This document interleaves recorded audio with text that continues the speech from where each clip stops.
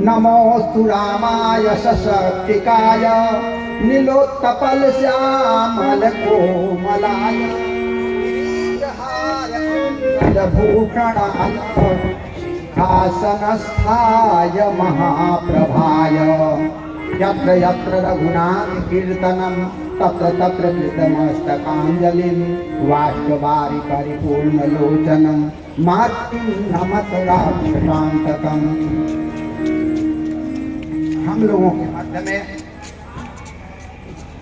श्री मिथिला जी से कृपा करके पधारे हुए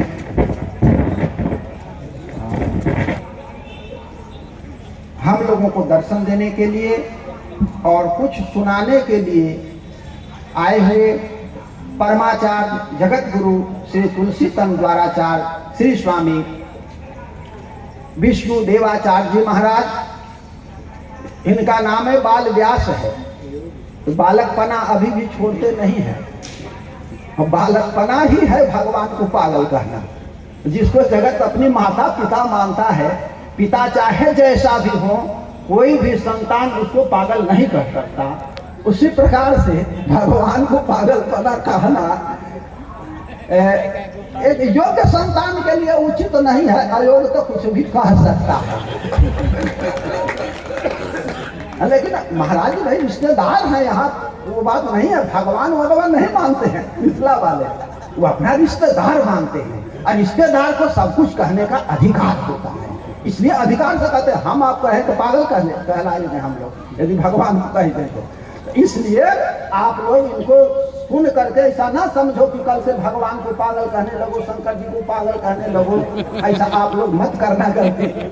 इनके रिश्तेदारी है, या तो ऐसा संबंध आप लोग भी बनाओ तब कह सकते हो। तो हम लोगों को कृपा करके कई दिनों से कथा श्रवण कराने वाले श्री सीताराम विवाह महोत्सव के पावन अवसर पर 7 दिवसीय श्री राम कथा का अमृतमय रसास्वादन कराने वाले परमाचार्य जगत गुरु श्री रामानुजाचार्य श्री स्वामी रत्नेश्वर प्रपन्नाचार्य जी महाराज, जिनके मुखारविंद से कथा सारगर्भित तो होती है, उसकी मधुरता भी लोगों को अपने तरफ आकृष्ट कर लेती है। वैसे परम पूज्य श्री व्यास जी महाराज हम लोगों के मध्य में विराजमान हनुमानगढ़ से पधारे हुए श्री राम कुमार दास जी महाराज, जिनका अत्यंत स्नेह रहता है हम लोगों के प्रति। हम लोगों के मध्य में आए हुए श्री हनुमत सदन के पूज्य महंत श्री अवध किशोर दास जी महाराज, जो कृपा करके हम लोगों के मध्य में आए हुए हैं। और श्री पवन कुमार शास्त्री जी महाराज, जो बड़े अच्छे संत हैं। श्री महंत भानुदास जी महाराज, जिनका श्री दशरथ जी के राजमहल से इतना लगाव रहता है कि 7 दिन तक समय से एकदम आकर के भले ही कथा में प्रेम में निद्रा मग्न हो जाए, लेकिन कथा में बैठते जरूर हैं।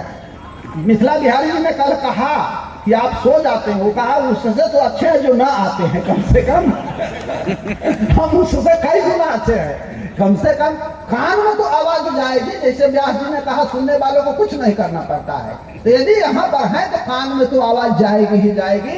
इसलिए कथा से कल्याण संभव है, निश्चित हो जाएगा। तो वैसे परम पूज्य श्री महाराज जी और हम लोगों के इस सभा का संचालन करने वाले कृपालु राम भूषण दास जी, नित्य यहाँ पर आकर के सब लोगों का उत्साह वर्धन करने वाले श्री मिथिला बिहारी जी महाराज, जो समझिए कि जिस प्रकार से अयोध्या जी में कनक बिहारी जी का सबके प्रति हृदय से प्रेम है, उसी प्रकार से मिथिला बिहारी जी भी सबके प्रेमी है। तो वैसे मिथिला बिहारी जी महाराज सभी सम्माननीय संगीतज्ञ महानुभाव, सभी आचार्यगण, इस कथा सुधा का पान करने वाले सभी सम्माननीय भक्तजन, सभी माताएं बहनें, श्री एडवोकेट श्री विजय शंकर पांडे जी भी आए हुए हैं, पत्रकार श्री शिव कुमार मिश्रा जी, श्री राम भरत मिलाप मंदिर के पूज्य महंत श्री राम गोपाल दास जी महाराज और सभी सम्माननीय संतजन, सभी महंतजन। हम लोगों के लिए परम सौभाग्य की बात है कि हम सभी लोग यहाँ पर श्री दशरथ जी के राजमहल में बैठ करके भगवान की मंगलमय कथा का श्रवण कर रहे हैं। यह भगवान की कृपा का फल है। हम लोग अभी बड़े सुंदर सारगर्भित श्री पूज्य मुंशी पीठाधीश्वर जी के द्वारा बहुत सुंदर कथा श्रवण कर रहे थे कि